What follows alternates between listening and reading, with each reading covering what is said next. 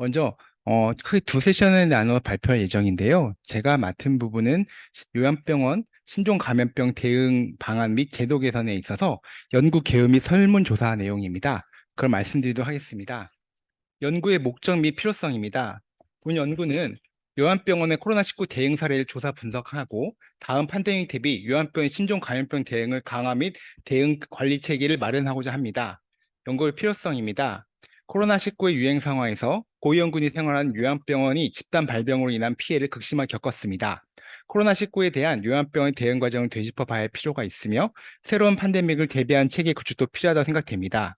국내외 연구 동향입니다. 사실 이 연구 관련해서 따로 국내에서 연구된 그 기존 모델이 없기 때문에 그냥 저희 전체 요양병원 동향에 대해 살펴보았고 2022년 1분기 기준으로 전국의 요양병원 1,467개가 있으며 물론 지금 좀 줄었고요.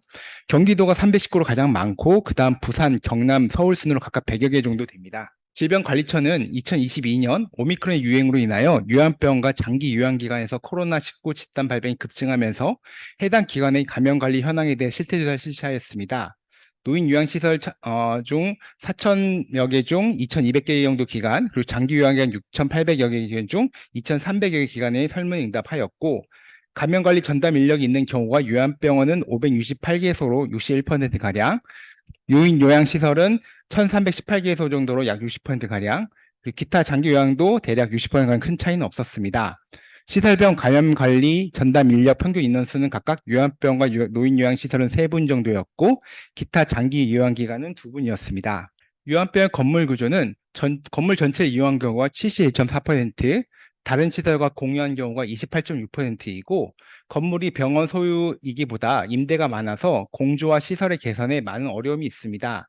특히 다른 시설과 함께 건물 사용한 경우는 환자 의료진의 동선 구분이 어려운 경우가 많았습니다.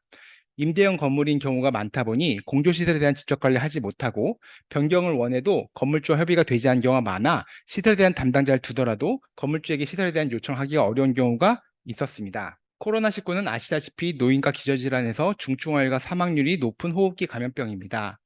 한국의 코로나19 연령별 치명률은 2022년 5월 기준으로 80대 이상 2.69%, 70대 0.64%, 60대 0.16%로 매우 높은 편이며 그 이하 연령은 0.01에서 0.04%로 매우 낮았습니다. 참고로 지구는 조금 더 낮아져 있습니다.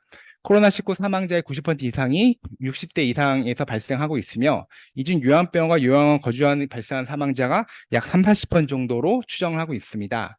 메르스의 발생, 코로나19 유행 이후 요양병원의 감염관리 정부와 사회 요구는 갈수록 커지고 있으며 2022년 12월부터는 100평상 이상의 모든 요양병원은 감염관리실을 설치하고 감염관리 실무자를 배치하도록 시행규칙이 시작되었습니다. 질병청은 2022년, 23년 요양병원에 대한 감염관리 실태조사 실시하고 있으며 요양병원의 감염관리 수준을 확인하여 정책적인 기초자료를 활용하려 합니다. 감염관리의 영역에서 신종 감염병 영역이 매우 강조되고 있고 실질조사 문항에서도 일부 반영되어 있습니다.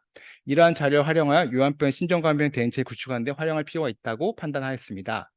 추진 전략입니다.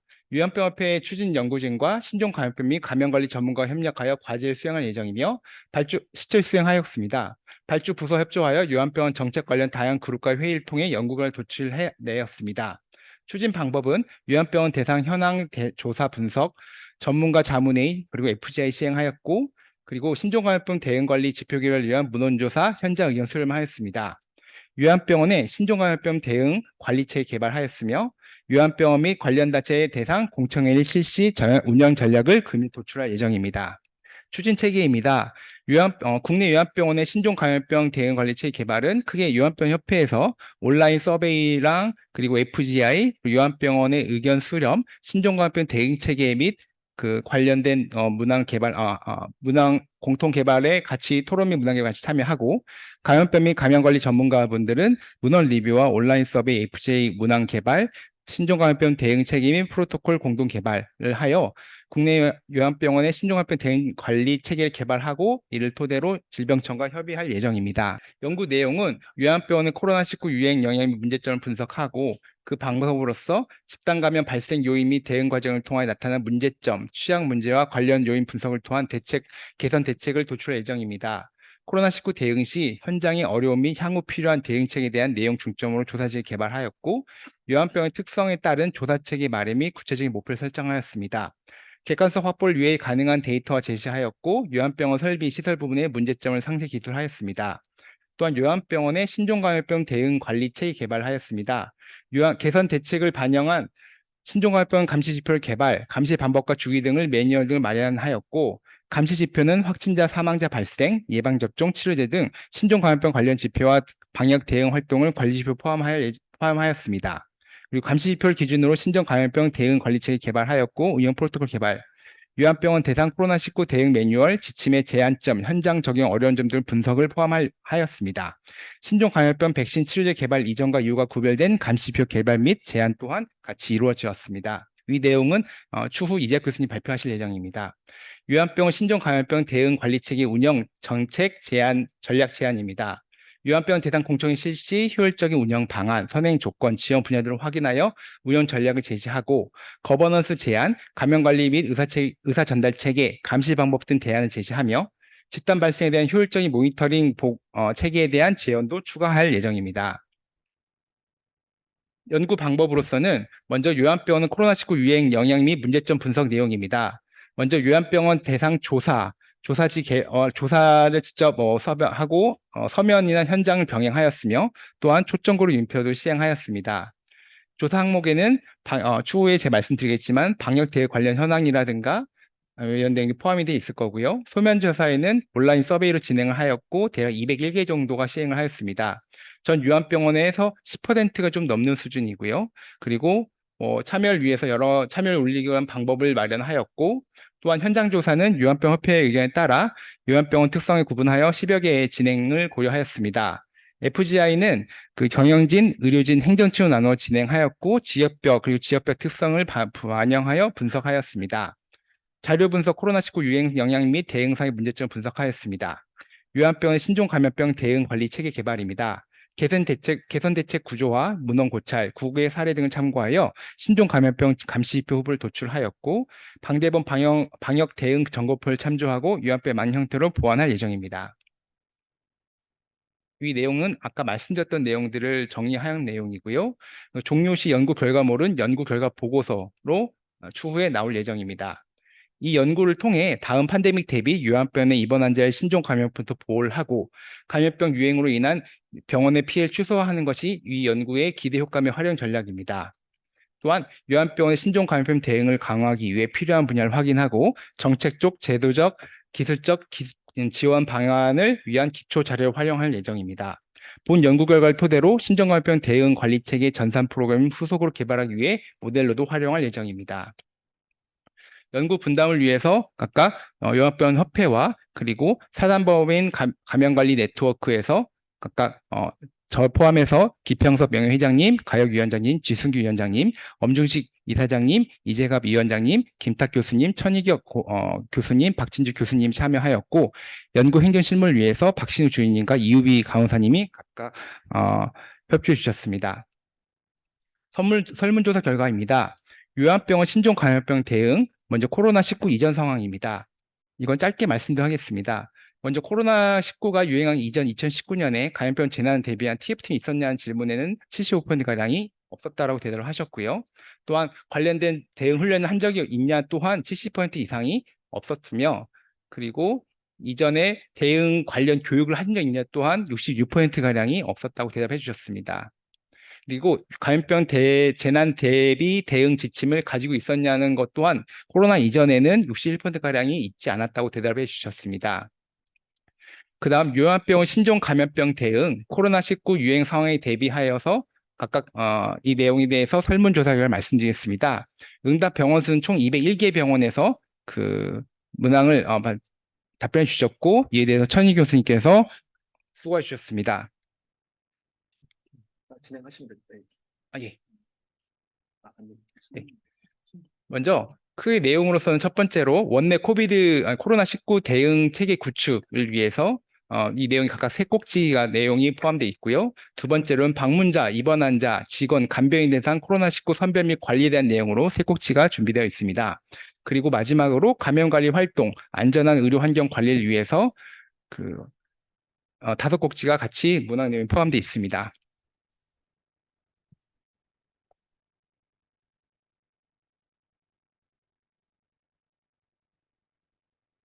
됐나요? 예. 네, 원내 코로나19 대응체 구축입니다. 먼저 코로나 대응팀으로서 코로나19 대응 대체팀 구성하였냐는 질문에 현재 그 코로나19 현재의 상황에서는 98%가량이 있으시다고 답변 주셨습니다. 그리고 코로나19 대응팀의 구성 직종은 의사, 간호사, 감염관리 담당자, 행정직, 사무직이 각각 90% 이상을 구성하고 있으며 이사장 또는 원장, 같은 경우에는 26% 정도 포함하신 걸로 되어 있습니다. 그리고 코로나19 대응팀 구성원의 분야별 업무 분장이 되어 있냐는 질문에는 약 98% 이상이 업무 분장이 되어 있다고 답변 주셨습니다. 코로나19 대응 계획이 수립되어 있냐는 질문에는 마찬가지로 98% 이상이 계획이 수립되었다고 답변 주셨습니다. 코로나19 대응 계획이 포함된 내용은 무엇이냐는 질문에는 대부분 저희가 꼭 필요하다고 생각되는 내용들, 유입 방지 대책이라든가 감염 예방 활동이라든가 감염 관리 시설, 설비, 물품에 대한 내용이라든가 확산 최소화를 위한 격리 절차, 확진자, 의심자 발생 시 신고 절차 및 역학 조사, 대응 전략 등 모두에서 90% 이상을 어, 포함되어 있다고 답변 주셨습니다. 코로나19 대응 계획이 수정되었다면 어떤 경우에 수정되었냐는 질문에는 국가의 지침 공고사항이 개정될 때마다 원내 대응 계획이 수정되었다는 내용이 83% 이상이었고 필요시에 예를 원내에 코로나 환자 확진자가 있든 유행한다는 등 이런 경우에 대응 계획이 수정됐다는 내용이 또한 50%가 좀 넘었습니다. 코로나19 대응 계획은 직원에 공지하였냐는 질문에 있어서는 98% 이상이 그렇다고 대답 주셨습니다. 직원 대상 코로나19 대응 교육 및 훈련을 시행하였냐는 질문에 또한 90%, 93%가량이 그렇다고 대답 주셨습니다.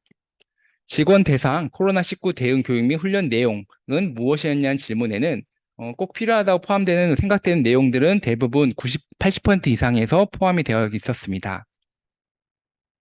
직원 대상 교육 및 훈련 시 가장 많이 참조한 교육자는 무엇이냐는 내용에 있어서는 질병관리청 자료가 93% 이상을 차지하였고 그 외에 지역구 보건소에서 주어진 매뉴얼 또한 참조 자료라고 말씀 주셨는데요. 사실 지역구 보건소에서 배포한 자료 또한 질병청을 통해서 만들어진 자료일 거기 때문에 아마도 그 부분 대부분이 질병청을 통한 내용이라고 보시면 될 것 같습니다. 직원 대상 시행한 교육 방법 무엇이냐는 질문에는 문서 배포를 통한 교육이 76%, 부서별 대면 교육이 68%, 온라인 교육이 58%였고 집합 대면 교육은 26%로 코로나 상황에서 집합 교육이 어렵다는 걸 참조하여 그 외 다른 방법이 활용이 주로 되었음을 확인할 수 있었습니다. 신규 환자는 입원 전에 코로나19를 검사를 시행하였냐는 질문에는 99% 이상이 그렇다고 대답 주셨습니다. 신규 환자의 입원 전 코로나19 검사 결과에 따른 입원 절차는 무엇이냐는 질문에는 입원 전 검사 결과에서 확진자는 입원 제외하고 음성자만 입원한 절차 운영한 비율이 약 80%가량이었고 확진자의 경우에 별도 입원 절차를 통해 운영하였다는 비율이 20% 정도 되셨습니다. 입원 전 검사 종류는 무엇이냐는 질문에는 96%가량이 PCR 검사였고 3.5%가 RAT를 시행하였다고 답변 주셨습니다. 재원 환자 대상 스크리닝 절차로 시행한 것은 무엇이냐는 질문에는 호흡기 증상 여부를 확인 위해서 발열 여부 측정 등을 1, 2회 시행하였다는 답이 52%, 70%로 절반 이상이셨고 1, 1회 시행한 경우가 20%대였습니다. 시행하지 않았다는 답변은 4.5%, 0.5%로 매우 적었다고 판단되고 있습니다. 위의 표에서 코로나 검사 시행을 선택하였다면 시행 검사 종류에 대해서는 PCR 검사가 50%, 그리고 RAT가 15%가량이었고 시행하지 않았다는 답변이 30%가량 되었습니다. 직원 대상 스크리닝 절차로 시행한 것은 무엇이었냐는 질문에는 1, 2회 호흡기 감염 증상 여부 확인과 발열 체크한 것이 이제 56에서 65%가량이었고 1, 2회가 23에서 26%가량이었으며 시행하지 않았다라는 답변도 55에서 65%가량 있었습니다. 코로나 검사 시행하였다면 시행 검사 종류에 대해서는 74%가 PCR 검사 시행하였고 그리고 RAT가 9.5%, 시행하지 않았다는 답변이 11.9%였습니다. 간병인 대상 스크린 절차를 시행한 것은 마찬가지로 그 1 이외에 감염 증상이나 발열 체크한 경우가 57에서 68%, 큰 차이는 보이지 않았고요. 1 이외 또한 26에서 21%, 크게 차이는 없었습니다. 그리고 시행하지 않았다는 답변도 9.5에서 7.0%로 약간은 더 높았던 것 같습니다. 위의 표에서 코로나 검사를 시행하였다면 검사 종류 또한 PCR 75%, RAT가 10%, 안 한 경우가 12%였습니다. 거리두기 활동 중에서 원리에 지키기 어려웠던 내용이 무엇이냐는 질문에 있어서는 거의 대부분 시행이 어렵지 않았다는 답변이 가장 많았고요. 시행하지 않았다는 답변도 경우에 따라서 특히나 이제 치료실 운영 폐쇄를 못했다는 답변이 3분의 1, 38% 정도 나왔고, 그 외에 그 검사 시행 못한 경우가 실제로 시행 못한 경우가 무엇이 있냐는 답변에는 대면 면회라든가 비대면의 제한 같은 경우는 환자나 보호자와의 설득이 어려워서 한 답변이 약 절반가량이셨고요. 환자의 식사 제공 방법 변경 또한 비용 부담 문제로 한 40%에서 어렵다는 답변.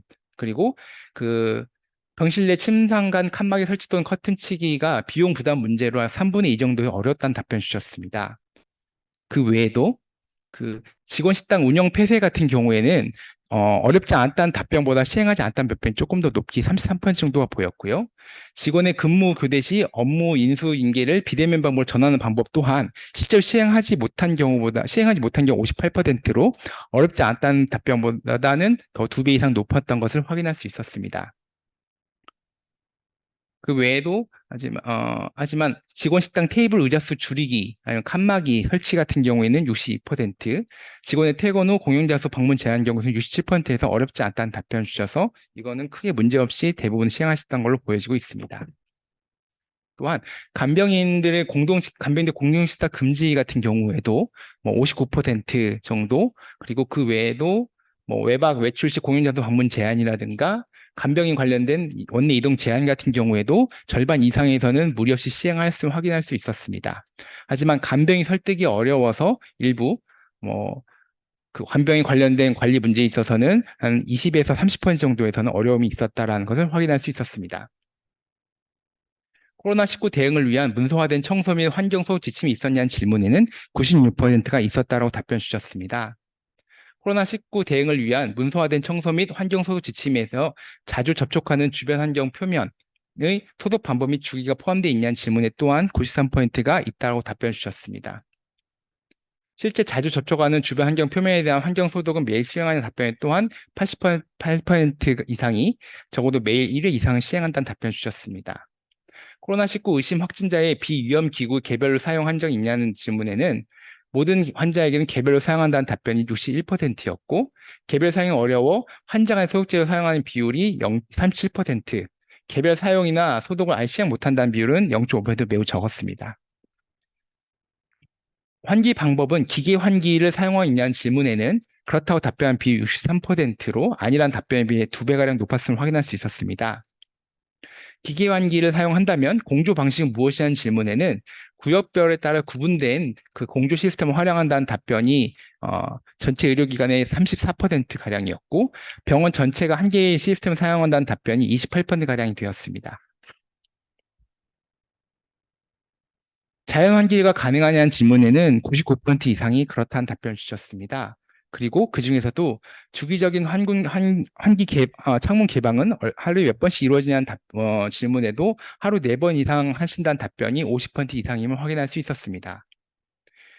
병원에서 활용한 공기관리 제품으로는 국소 팬 배기 장치나 공기 정화기가 합쳐서 90% 이상을 차지하고 있음을 확인할 수 있었으며, 실제적으로 덕터를 위한 강제 배기라든가 음압기 차압기 같은 경우에는 매우 사용이 적었음을 확인할 수 있었습니다. 코로나19 유행상이 발생하기 전에 보호기 비치 상황은 어떠하셨냐는 질문에는 일정량을 비치하고 있었거나 매우 적은 양을 비워 있던 비율이 90%를 넘었고, 비치된 보호가 없었다는 답변은 10%가 안 됐습니다. 코로나19 유행 초기에 KF94 마스크 등 개인 보호구 부족 상황에 대해서 어떻게 대응했냐는 질문에는 자체적으로 구매한 경우가 80%가량 되었고요. 그리고 정부 지자체로 지원받은 경우가 47%로 절반이 좀 안 되는 경우가 있었습니다. 그 다음은 요양병원 신종감염병 대응에서 시설 내 유행 발생 대응 경험 내용을 말씀드리도록 하겠습니다. 코로나19 대규모 유행 상황에서 을 경험했냐, 대규모 유행은 여기서 10% 이상의 확진자 발생 시를 말씀드리는 건데요. 경험했냐는 답변이 179개 병원, 약 90%가량에서 확인할 수 있었습니다. 그 중에서 2회가량 발생하였다는 경우가 49% 절반가량이 되었고, 1회가 21%, 3회 이상이 29%가량이 되었습니다.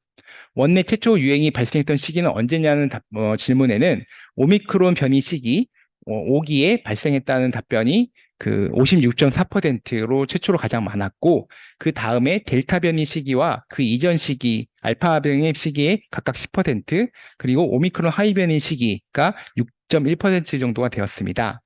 원내 최대 유행이 발생 시기는 언제냐는 질문 또한 오미크론 변이 시기가 59%로 가장 많았고요. 그 외에 오미크론 하이 변이 시기가 19%가량으로 그다음 많았으며, 그 외에 델타 변이 시기가 9.1%, 그 외에 알파 시기가 8.5%로 확인되었습니다. 유행 발생 규모입니다. 그 최초 유행 시에 재원 환자 중 기준으로 하였을 때 50% 이상 발생하였던 비율이 32%로 가장 많았고요. 최대 유행 또한 50% 이상인 경우가 45%로 가장 많았습니다. 직원분들 또한 마찬가지로 그 최초 유행, 최대 유행 각각 모두 50% 이상이 30%, 40% 정도로 높았고요. 간병인 같은 경우에는 최초 유행 경이 33%로 가장 높은 33% 가장 높은 10% 미만으로 잘 초기에는 잘 관리하셨다라는 게 확인되었고, 그 다음으로 이제 51% 이상이 29%였으며, 최대 유행 경우에는 당연히 또 마찬가지로 51% 이상이 이제 43%로 가장 많은 비율을 차지하였습니다. 원내 유행 발생 시 원내 대응 체계는 원활히 작동하였냐는 질문에는 원활하였다는 대답이 최초, 최대 각각 65, 75%로 가장 많으셨고요. 미흡했던 점을 여쭤봤을 때는 보건소 지자체 의견 교환이 최대, 최초 모두 가장 많은 비율을 차지하였고, 그 다음 담당자별 업무 구분 수행 이 문제라든가 원내 구성원 간의 의견 교환이 잘 안 됐다는 점이 각각 최초 유행 때는 50%좀 안 되는 수준으로, 최대 유행 때는 한 30% 근처 수준으로 좀 어려움을 표시하였습니다. 원내 유행 발생 시 원내 대응 체계는 대응 지침대로 작동되었냐는 질문에는 원활했다는 답변이 최초 최대 각 모두 69에서 74%가량 가장 높게 답변되었습니다. 미흡했던 점을 살펴보자고 하면은 최초 유행 때는 가장 어렸던 점은 접촉자 분류, 접촉자 검사, 선제 격리가 각각 50% 정도 어려움을 호소하였고요. 그리고 최대 유행 때도 마찬가지로 접촉자 분류 문제가 가장 어려움이 컸고, 그 다음으로 접촉자 검사, 선제 격리가 어려움을 호소하였지만 최초에 비해서는 조금 더 완화된 양상을 보였습니다. 보건소와의 연결 체계는 명확하였냐는 질문에는 90% 이상이 최초 최대에서 원활했다고 답변 주셨습니다. 그리고 원활하지 않았다고 답변 주신 경우에는 담당 부서가 명확하지 않은 경우가 17%, 13% 정도 됐었고요. 가장 많은 경우가 통화 연결이 되지 않았다는 것이 약 80에서 90%가량 되었고, 부서와의 의사소통이 잘 안 됐다는 대답이 최초 때가 25%, 최대 때가 18% 정도 되었습니다. 원내 유행 발생 시 확진자가 어떤 방법을 격리하였냐는 질문에도 코호트 격리로 하셨다는 질문이 최소와 최대에서 모두 가장 높은 비율로 60%, 80% 가량 보였음을 확인할 수 있었고요. 그 외에 일시 격리가 일시 격리가 최대 유행 때는 가장 많은 비율을 보였고, 그리고 최초 유행 때는 타기관 전원이 39%그 다음으로 높은 비율을 보였다고 보시면 될 것 같습니다. 격리 환자 전용 의료기기 및 장비가 있었냐는 질문에도 있었다는 질문이 최초 모두 75%가량이 되었고요. 사용에 대한 제한이 있었냐는 데에서는 제한이 일부 있었다는 답변 또한 58% 정도가 보였습니다. 격리 환자 의료기가 어떤 것이 있었냐는 질문에는 거의 그 일반적으로 필요한 체온계, 혈압계, 혈당 체크기, 청진기, 산소 포화도 측정기기 등은 7, 80% 이상이 있었다라고 답변 주셨고요. 그 외에 CPR 카트라든가 엑스레이, 심전도, 인공호흡기 등은 20에서 10% 정도가 있었다고 답변 주셨습니다. 어떤 의료기가 사용에 제한이 있었냐는 답변에는 가장 많았던 거는 그럼에도 불구하고 체온계, 혈압계, 혈당 체크, 청진기, 산소포화 체크 등이 가장 어려움이 있었다는 답변 주셨습니다. 그 외에도 최대 유행이나 최초 유행 때도 엑스레이가 아무래도 좀 구분이 되지 않고 비확진자, 확진자 공용 쓰는 경우가 많다 보니까 일부 좀 제한이 있었다는 답변도 있으셨습니다. 격리 해제는 국가 지침대로 시행이 가능하였냐는 질문에 대략 80%가량 그렇다고 답변 주셨는데요. 그게 어려웠던 이유는 가장 1순위로는 병실 문제가 실제적으로 병실이 아무래도 확진자와 그리고 비확진자 그리고 밀접 조치를 구분하다 보니까 병실에서 좀 부족함을 느끼는 경우가 좀 많았던 것 같고 그게 좀 제일 어려움이 있었다고 생각을 하시는 것 같고요.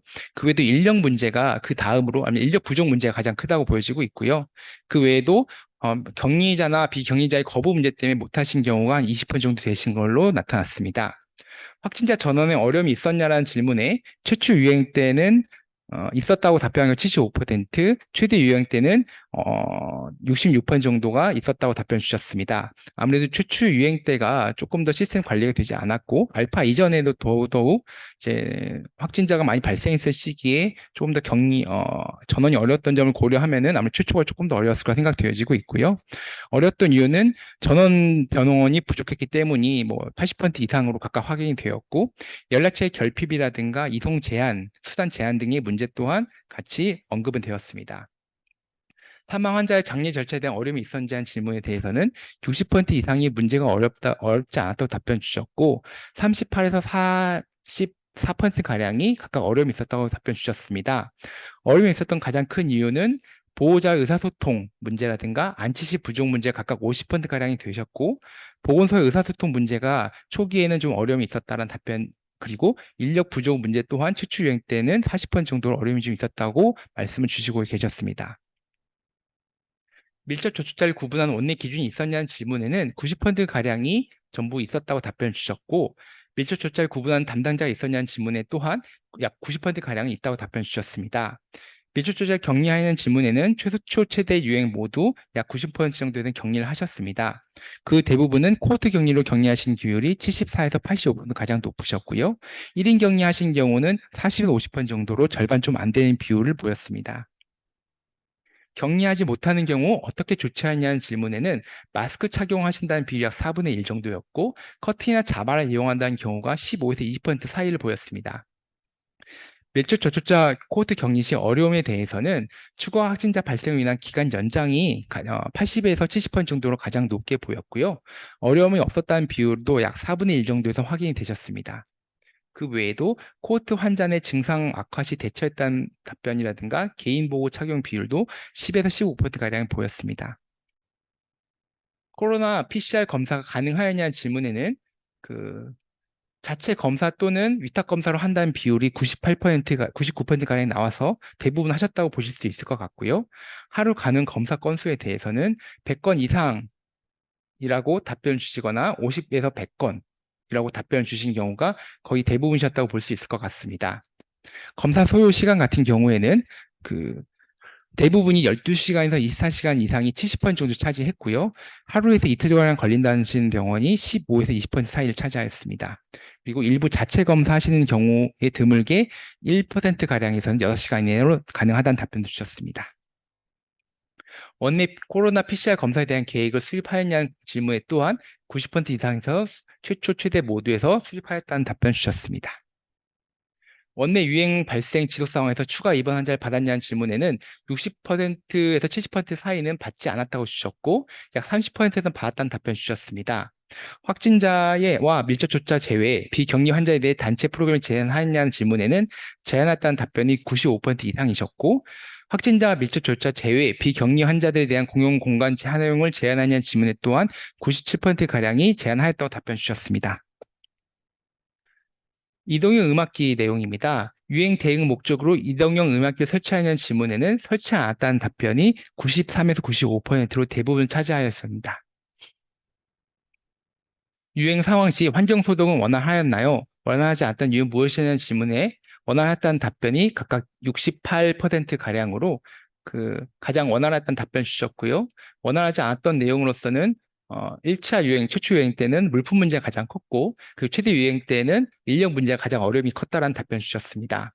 폐기물 관리에 있어서 유행 상시 폐기물 처리는 약 80%가량이 최초 최대에서 원활했다는 답변 주셨으며, 용기 부족 문제로 어려웠다는 답변이 원활하지 못했던 가장 큰 이유로 최초 최대에서 답변을 보였습니다. 원내 유행 상황에서 물품이 부족했던 상황이 있었냐는 질문에는 80%가량이 물품 부족 상황을 호소하였고요. 부족한 물품은 어떻게 해결하였냐는 질문에는 자체 구매라는 비율이 86에서 91%가량이었고 지자체 국가 지원이 62에서 72%로 생각보다 높은 지원이 있었음을 확인할 수 있었습니다. 코로나19 물품 관련 비용이 병원 재정에 부담이 되었냐는 질문에는 약간 부담 및 상당 부담이 합쳐서 90% 이상을 확인하여서 병원 재정에 부담이 되었다는 것은 확인할 수 있었습니다. 원내 유행 상황에 대비한 인력 소요를 파악하고 있냐는 질문에는 80% 이상에서 파악하고 있다는 답변 주셨습니다.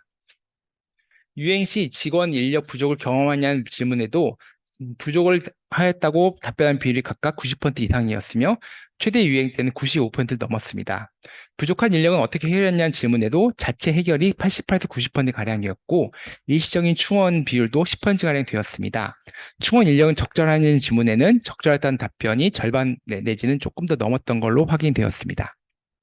유행 시 간병인 부족을 경험하냐는 질문에는 경험치 않았다는 질문이 12%, 10%가량이었고 88에서 90%가량은 부족하였다고 호소를 하였습니다. 부족한 인력은 어떻게 해결했냐는 질문에도 자체 인력 해결이 76에서 78%가량, 일시적인 충원이 21%가량이 되었음을 확인할 수 있었습니다. 충원 인력 적절하냐는 대답에 또한 대략 50%가량에서 적절하였다는 답변 주셨습니다. 인원 충원한 경우 비용 지불은 어떻게 하였냐는 질문에 충원되지 않았다와 자체 해결이 합쳐서 90%를 넘는 것을 최초 최대에서 확인할 수 있었습니다. 인력 충원 비용 부담이 병원 재정에 부담이 된 수준이냐는 질문에 또한 약 95%가량에서 약간 부담 또는 상당한 부담을 호소하였습니다. 국가로부터 인력 지원을 받은 경험이 있냐라는 질문에 86%에서 80%가 없었다고 답변 주셨고요.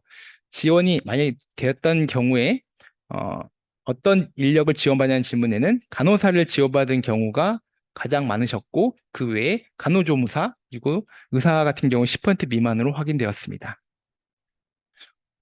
그리고 그 전에 아마 간병 인력도 일부 지원받았던 걸로 알고 있는데요. 여기 내용이 포함되지 않았었습니다. 원내 유행 상황에서 직원과 간병이 부용 시 충원을 요청할 수 있는 창구가 있었냐는 질문에는 없었다고 답변 주신 경우가 약 80%가량이고 20%가량은 최초 최대 모두 있었다라고 답변 주셨습니다. 원내 유행 발생 중 경험했던 문제점은 어떤 것이 있냐는 질문에 확진자 격리 문제와 확진자 전원 문제, 접촉자 관리 문제, 그리고 의료기관의 인력 문제, 그리고 물품 부족과 관리 문제가 전반적으로 가장 어려움이 있었다고 답변 주셨습니다. 국가로부터 코로나19 대응 관련 비용, 수가, 손실보상 지원받은 적이 있냐는 질문에는 있다고 답변 주신 게 약 3분의 2 정도 되었고 없다는 경우가 36%로 3분의 1 조금 넘었습니다. 손실에 대해 어느 정도 보상이 되었냐라는 질문에는 손해 입었다와 20% 미만이라고 답변 주신 게 합쳐가지고 60% 이상이었고요. 40% 미만 답변 받았다 또는 60% 미만으로 보상받았다는 비율이 전체 비율의 80% 이상이었다고 판단되고 있습니다. 원내에서 자체적으로 코로나 치료제 투약이 가능하였냐는 질문에도 가능하였다는 경우가 80%가량 되었고 사용 가능한 치료제는 팍스로비드가 80% 이상이었으며 라게브리올 렘데시비르도 36%, 23%가량이 사용 가능하였다고 답변 주셨습니다. 팍스로비드를 원내에 보유한 경우가 약 3분의 1이었고요. 3분의 2에서는 외부 약국을 통해서 보유를 받았으며 원내 보유한 경우 약제 요청 절차는 간편하다고 대답한 경우가 77%로 더 높으셨고 팍스로비드 사용 시 약제가 부족했던 경험은 있다고 대답한 경우가 약 30%, 없다고 답한 경우가 70%입니다. 아마 최초 유행이 빨랐던 경우에 조금 이에 대해서 약제가 경험했던 경험을 아마 얘기하셨던 걸로 판단되어지고 있습니다. 팍스로비드 투약 적응증이 되는 환자에 적극적으로 투여하냐는 대답에 대해서는 적응증 모두 투약했다는 비율이 50%가량 됐고요. 가능하면 투약했다, 80% 이상 투약했다는 비율이 약 30% 답변되었습니다. 처방하지 못한 가장 큰 원인으로서는 약물 상용한 문제에 대한 걱정을 하셨다는 경우나 무증상 또는 경한 증상이 각각 30% 정도로 합쳐 60% 차지하였고요. 효과나 부작용에 대한 염려, 환자의 거절이 약 15, 10% 정도가 있었습니다. 약물 투약을 거절받은 사례가 있었냐는 질문에 없었다는 경우가 75%로 약 4분의 3을 차지했고요. 그 외에도 설령 있었다 할지라도 10% 미만 또는 시효 30% 정도가 23%를 차지하여서 23%를 넘게 차지하여서 거의 대부분 거절로 인해서 투약 못한 경우는 거의 없었던 걸로 판단할 수 있을 것 같고요. 투약할 수 없는 상황의 대처는 미투약보다는 다른 약을 변경한 투약한 경우가 72%좀 더 높았던 것 같습니다. 락앱을 원내에 보유한 경우는 또한 69%로, 죄송합니다. 외부 약을 통한 경우 69%로 팍스로에 유사한 패턴을 보였고요. 원내에 보유한 경우 약제 요청 결과 또한 간편화했다고 봐야 하는 경우 85%, 락앱을 사용 시 약제가 부족했던 경험 또한 없다 대답한 경우 80%로 거의 대부분 이에 대해서는 어려움이 없었다고 판단되고 있습니다. 락앱의 투약 적응증이 되는 현재에 적극적으로 투약했냐는 질문에도 팍스와 마찬가지로 50% 정도 적극적으로 투약했다는 답변을 주셨고요. 80% 이상 합치면 80%까지 되었습니다. 투약하지 못한 경우는 마찬가지로 무증상 또는 경황 증상이나 효과나 부작용에 대한 염려 문제가 가장 높은 비율로 확인되었습니다. 약물 투약을 거절받은 사례 또한 없었다 10% 미만이 대부분을 차지하고 있고요. 투약할 수 없는 상황의 대처 또한 다른 약 변경을 투약한 경우가 70%로 마찬가지로 팍스와 유사하게 타약제로 변경 투여가 일반적으로 되었습니다. 렘데시비르는 47개 병원에서 사용한 적이 있다고 답변 주셔서 실제로 25% 조금 안 되는 경우에서 사용하였다고 판단되고 있는데요. 원내에 보유하고 있었냐는 질문에 대해서 원내 보유 비율이 87%로 높게 확인되었고, 원내 보유를 한 경우 약제 요청 절차는 간편하냐는 질문에 간편했다는 질문이 50%로 절반가량 되긴 하지만 팍스로비드는 락에비에 비해서는 조금 더 낫다는 점을 확인할 수 있었습니다. 렌데시빌 사용 시 약제가 부족했던 경험이 있냐는 질문에는 대부분 없다라고 답변 주셨습니다. 렘데시빌 투약 적응증이 되는 환자의 적극적으로 투약하였냐는 질문에 또한 렘데시빌은 라기볼이나 팍스를 마찬가지로 절반 정도는 모두 투약하였고 가능한 투약한 비율 80% 이상 합치면 70%좀 넘는 비율을 확인할 수 있었습니다. 처방 못한 이유는 무증상, 경증 증상, 효과 부전의 염려가 각각 60, 40%로 가장 높게 확인되었습니다. 약물 투약 거절받은 사례가 있냐는 경우에서도 대부분은 없었다 또는 10% 미만이 거의 대부분 차지하고 있어서 90% 이상 차지하고 있어서 아마 투약 거절로 인한 사례가 매우 적었다는 것은 마찬가지로 확인할 수 있었습니다. 마찬가지로 투약할 수 없는 상황의 대처에서는 타약제로 변경 투여가 50%가량으로 팍스로비드 레아기로는 적지만 그래도 가장 높은 비율을 차지하고 있었습니다. 다만 미투약 경우가 조금 더 상대적으로 높은 걸 확인할 수 있었습니다. 백신 내용입니다. 자체 코로나 백신 접종을 시행하냐는 경우에 99%가 그렇다고 답변 주셨고요. 예방접종도 자체 인력 시행하냐는 질문에도 99%가 자체 인력 활용하였다. 백신 공급 절차에서도 간편한 답변 비율이 75%가량이었습니다. 백신 접종 제외 대상에 대한 기준이 문서화되었냐는 질문에도 문서화되었다는 답이 80%를 넘었고요. 백신 보관 장소는 어떻게 마련했냐는 질문에도 기존 냉장고를 활용하거나 백신 전용 냉장고를 구매했다는 비율이 99%가량, 98%가량 되었음을 확인할 수 있었습니다. 백신 접종 시 문진 절차가 있었냐는 질문에도 대부분 있다고 답변 주셨고요. 백신 접종을 거절한 사례에서는 대략 5% 미만과 5에서 10% 가량 그리고 20% 미만이 합쳐가지고 75%가량 70%가량 가장 높은 비율을 차지하고 있었습니다. 거절 시 대처는 미접종하거나 교육 및 설득한다는 비율이 합쳐서 99%가 이상이었습니다. 백신 접종 후 중증 부작용이 발생한 사례가 있었냐는 질문에 약 13%가량만 있었다는 답변을 주셨고 중증 부작용 신고 절차는 간편하다는 답변이 44%로 불편하다는 답변이 55%로 조금 더 높게 확인되었습니다. 부작용 신고 판단까지 소요 기간은 한 달 이내인 경우가 일주일 이내를 포함해서 90% 이상이었고요. 그중에서도 일주일 이내인 경우가 70%가량 가장 높았습니다. 요양병원 신종감염병 대응, 코로나19 이후 신종감염병 대응 대비 계획입니다. 코로나19 대응이 일상적으로 진료로 완전하게 전환된 이후에도 감염병 재난 상황에 대비하고 대응하기 위한 조직체를 유지하거나 신설할 예정이 있냐는 질문에 그 계획이 유지할 예정이거나 신설 예정이라는 답변이 94%로 가장 높게 보였습니다. 코로나19가 아닌 감염병 재난 상황에 대비하기 위한 직원 대상 자체 모의 훈련도 시행할 예정이 있냐는 질문에 또한 약 89%가 있거나 신설 예정이라 답변을 주셨고, 또한 그 상황에 대비하기 위해 직원 대상 자체 교육을 할 예정이 있냐는 질문에 또한 92% 이상이 있다는 답변을 주셨습니다. 또한 신설 예정이거나요. 코로나19가 아닌 감염병 재난 상황에 대비하기 위해 직원 대상 외부 위탁 교육을 교육을 가지고 있냐는 질문에도 약 80%가량이 있거나 앞으로 할 예정이다라고 하셨고요. 코로나19 외에 감염병 재난에 대비하기 위한 원내 지침을 가지고 있거나 만들 계획이 있냐는 질문에도 약 94%가량이 있다고 답변 주셨습니다. 코로나19 대응이 일상적인 진료로 완전하게 전환된 이후에도 격리가 필요한 감염병이 의심되는 환자들에 대해서 선제적 격리와 검사를 시행할 예정이 있냐라는 질문에도 계획은 있거나 앞으로 할 예정이라는 답변이 92%를 대부분 차지하고 있었고요. 이미 하고 있다고 하면은 현재적 격리와 검사 가능한 감염병들을 어떤 걸 선택하냐는 질문에는 CRE, VRE, 옴 폐렴 환자들이 가장 높은 비율을 보였고 MRS나 크랩, MRPA도 일부 있다라고 답변 주셨습니다. 코로나19 대응이 일상적인 진료로 완전히 전환한 이후에도 격리가 필요한 감염병이 의심되는 직원들에 대해서 선제적 근무 배제와 검사 시행 예정이 있냐는 답변에도 90%가량이 있거나 앞으로 할 예정이라는 답변을 주셨고요. 또한 시행한 감염병 또한 앞에 있었던 질병들에서 옴 비율이 조금 더 높다는 거, 그리고 VR이가 좀 높고 VRCR가 높다는 것을 확인할 수 있었습니다. 일상적인 진료로 완전히 전환 이후에도 격리가 필요한 감염병이 의심되는 간병에 대해서 선제적 근무 배제와 검사 시행 의지가 있냐는 질문에 89%, 88%가량 병원들이 현재도 하고 있거나 앞으로 시행 예정이라는 답변 주셨습니다. 그리고 질환에 대해서는 앞에서 말씀드렸던 것처럼 옴을 포함해서 폐렴, CRE, VR이 높은 비율을 보였습니다. 요한병원 병상 대비 적정한 1인실 비율은 총 병상 대비 어느 정도 적절할 거라고 질문을 했는데요. 여러 가지 의견이 갈리긴 했는데 대략 5% 미만 답변이 가장 많았고요. 그 외에 10에서 14%가 그 다음이었고 그 다음 1인실 여부는 신종 감염병 대응에 중요하지 않다는 답변도 23%가량 보였습니다. 요한병원 병실단 최대 허용 병상수는 어느 정도 적절하냐는 질문에는 가장 많은 답변이 6인실 이하 제한이 26%로 가장 많았고요.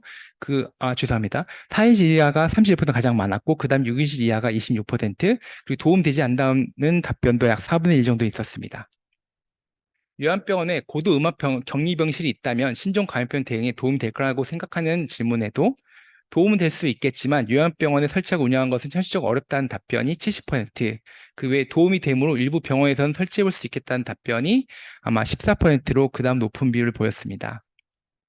유사시 원내 신종 감염병 유행 상황에서 직원들의 분리, 휴게, 착탈을 위한 공간 확보 계획을 가지고 있냐는 질문에 정부 정책에 따라 고려해 볼 수 있다거나 이미 시설 가지고 있다는 답변이 90%가량을 보이고 있음을 확인할 수 있었습니다. 신종 감염병 대비를 위해 기계 환기 시설 설치 계획을 가지고 있냐는 질문에는 정부 계획에 따라 유동적이나 관련 없이 계획을 가지고 있거나 이미 가지고 있거나 하는 비율이 약 37%였고요. 정부 정책에 따라서 고려해 볼 수 있다는 답변이 51%로 계획이 전혀 없다는 답변보다는 훨씬 높은 것을 확인할 수 있었습니다. 코로나19가 아닌 신종 감염병에 대응하기 위해 원내 KF94 마스크를 비축할 계획이 있냐는 질문에는 97% 이상이 계획이 있거나 또 정부 정책에 따라 고려해 볼 수 있다 답변 주셨습니다. 코로나19가 아닌 신종 감염병에 대응하기 위해 N95 마스크를 대비할 계획 또한 KF94 유사하게 정부 정책에 따라서 계획이 있다 포함하여서 대응이 있다는 비율이 94%가량 보였습니다. 또한 원내 고글, 안면 보호기 등의 비축 물자 또한 97% 이상이 정부 정책만 있다고 하면은 있다라는 답변을 주셨고요. 그 외에 레벨 D 같은 경우에도 마찬가지 유사한 답변을 보였습니다. 다만 원내 PAPR 전동식 호흡 보호구 같은 경우에는 현실적으로 정부 정책에 따라 고려해 볼 수 있다는 답변이 약 절반가량 됐지만 그래도 계획이 전혀 없다는 답변도 43%로 다른 격리 보호 물품에 대해서는 훨씬 더 높은 비율을 보였음을 확인할 수 있었습니다. 신종감염병 원내 발생 시에 저촉자 분류가 자체적으로 가능하냐는 질문에는 약 73%가량이 답변이 가능하다는 답변을 주셨습니다. 유행 시에 단기간에 자체 검사 열량 확보할 수 있냐는 질문에도 가능하다보다는 불가능한 답변이 60%가량 좀 더 높게 확인되었고요. 원내 발생 시에 보건소에 신속한 연락과 신고가 가능하냐는 답변에는 98%가량이 가능하다는 답변을 주셨습니다. 밀접 접촉자를 구분하여 병실, 병상을 구분하여 관리할 수 있냐는 질문에도 코호트 격리하에 관리 가능하다는 답변이 73% 가장 높았고 밀접 접촉자 모두 1인실 가능하다는 답변은 12%가량이었으며 불가능한 답변 또한 13.4%가 보였습니다. 밀접조차에 대한 식자 제공 어떻게 하실 거냐는 질문에는 원내에서 일회용 식기를 사용하고 공급한다는 답변이 94%로 가장 높게 반차되었습니다. 확진자를 병실, 병상을 구분하여 관리할 수 있냐는 질문에는 확진자 코호트 격리하여 관리 가능한 답변이 80% 가량 높았고 1인실 가능한 답변 10%, 불가능한 답변 10%가량 보였습니다. 직원과 간병인들이 개인 보호 착태를 적절하게 할 수 있냐는 질문에는 가능한 답변이 72%, 확진할 수 없다는 답변이 25%가량 보였습니다. 확진자에 대한 식사 제휴 가능하냐는 질문에도 원내에서 일회용 식기를 사용 공급할 수 있다는 답변이 96%로 가장 높게 보였습니다. 치료제가 제공된다면 자체로 투여할 수 있느냐는 질문에도 가능한 답변이 81%로서 불가능한 답변이나 확신할 수 없다는 답변보다 높게 완차되었습니다. 전원이 어려운 확진자의 자체적으로 가능한 치료 수준을 선택하여 달라는 답변에 경구치료제와 정주치료제는 가능 답변하다는 답변이 모두 70% 이상임을 확인할 수 있었고요.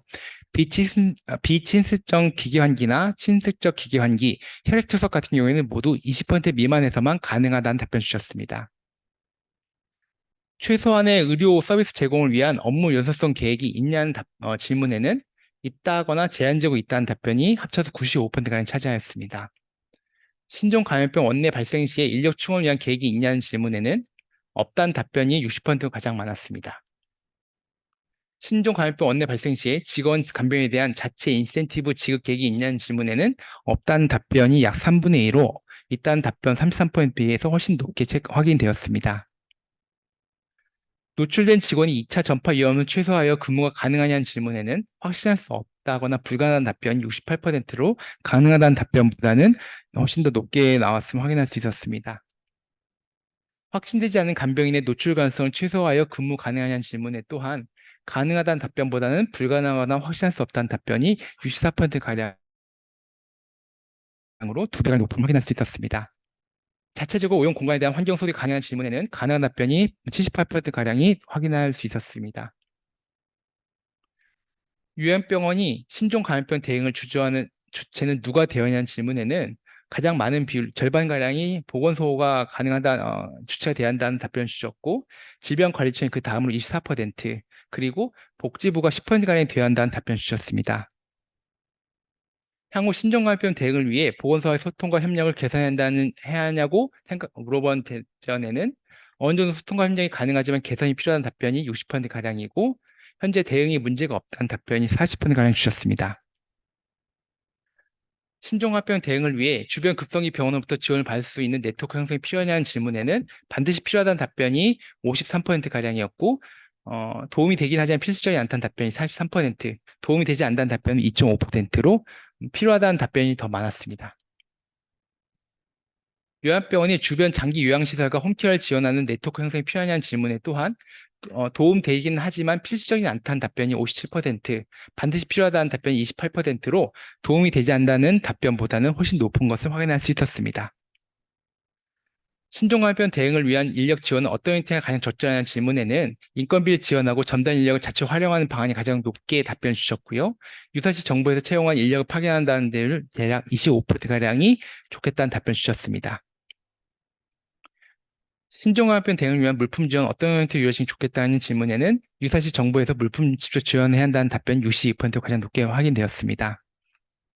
요양병 신종합병 대응을 위한 시설 개선 지원은 어떤 형태로 이루어지면 좋겠냐는 질문에 시설 수준 평가에 따른 지원금을 통해서 시설 개선을 유도한다는 답변이 50% 가장 많았고요. 100% 시설 비용을 직접 지원하는 사업이 있어야 한다는 답변도 약 35%가량에서 확인되었습니다. 2024년 7월에 시행하는 요양병원 감염 예방 관리 제도가 요양병원 신종 감염병 대비 대응 역량 강화를 위해 도움이 되냐는 질문에는 일부 도움되지만 부족하다는 답변이 71%, 크게 도움된다는 답변이 22%로 도움되는 비율이 94%로 높게 확인되었습니다.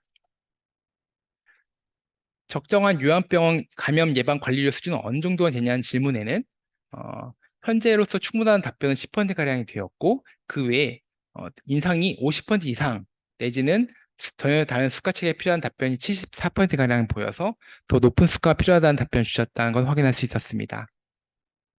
코로나 전담 요양병원 제도가 환자 전원 등을 통해 코로나19 원내 발생을 대응하는 데 도움이 되었냐고 생각하냐는 질문에도 도움이 매우 되었다, 일부 도움 되었다가 합쳐서 70%좀 안 되는 답변 주셔서 그에 대해서는 어느 정도 도움됐다 생각하는 비율이 높다는 것을 확인할 수 있었습니다.